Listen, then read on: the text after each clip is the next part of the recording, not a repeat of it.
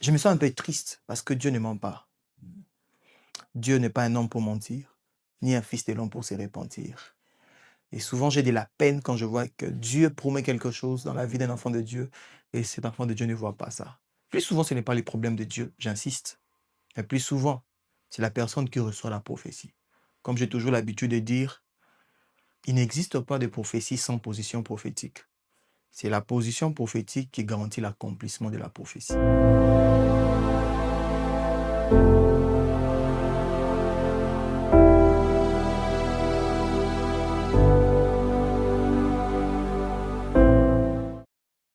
Cette expérience, je me rappelle, en 2019, au tout début du ministère, j'ai ramené plusieurs jeunes à Christ. Je les ai prêchés et plusieurs étaient baptisés de l'Esprit. C'était quelque chose qui m'a vraiment beaucoup touché. Et cette expérience pour moi était quelque chose qui m'a beaucoup vraiment fortifié, vraiment touché jusqu'à présent. Je garde ça dans mon cœur. Et j'ai prêché toute une jeunesse, un groupe de 12 à 13 personnes qui étaient un peu dans des vies compliquées. Et je les ai prêché Jésus et ils étaient baptisés de l'Esprit. Et ils ont parlé de diverses langues et ça m'a beaucoup touché, fortifié.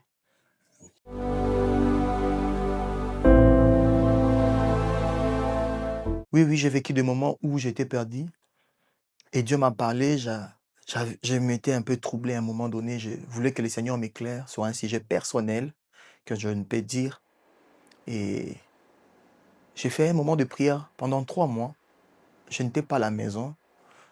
J'étais en retraite pendant 3 mois. Je voulais que le Seigneur me parle clairement en ce qui concerne ma destinée personnellement.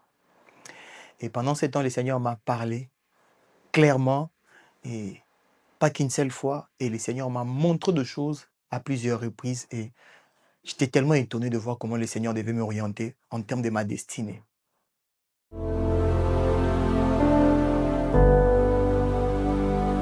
Plus souvent, je me pose des questions. C'est-il moi le problème? Quand une prophétie ne s'accomplit pas, je rentre vers Dieu pour demander à Dieu c'est moi le problème. Mais plus souvent, je comprends que le problème ne vient pas de Dieu. Mais plus souvent, le problème vient chez la personne qui reçoit la prophétie.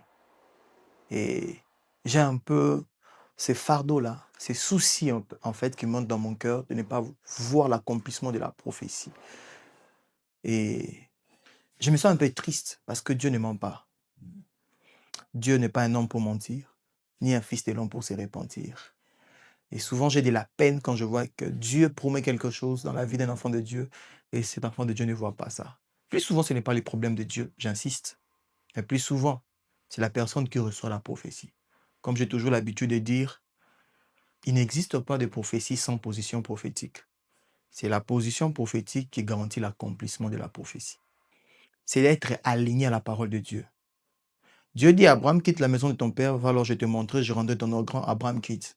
Mais quelque temps après, le Seigneur vient dire à Abraham, marche devant ma face et sois intègre. Depuis tout ce temps, Abraham a quitté la maison de son père, mais il ne marchait pas dans la face de Dieu. C'était pour dire à Abraham, le temps est arrivé pour toi d'obéir totalement à Dieu. Le temps est arrivé pour toi d'être conforme à Dieu. Parce qu'il est écrit, ce qui met une barrière entre moi et vous, ce sont vos crimes et vos péchés. La main de Dieu n'est pas courte pour agir, ni son oreille dure pour attendre. Mais ce qui empêche Dieu, c'est la position que nous avons vis-à-vis de Dieu.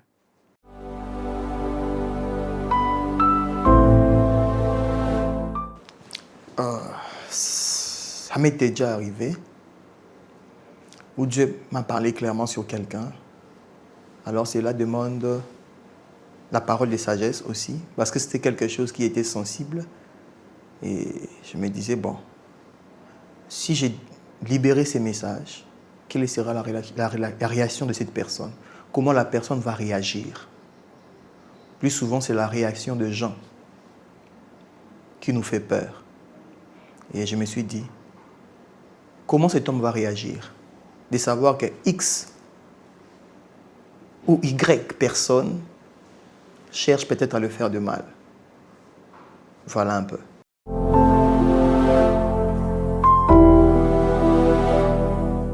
Bienvenue sur notre plateforme d'enseignement, d'études bibliques de motivation chrétienne et de partage d'expériences Rise in Christ, qui veut tout simplement dire s'élever en Christ, grandir en Christ, ressusciter en Christ.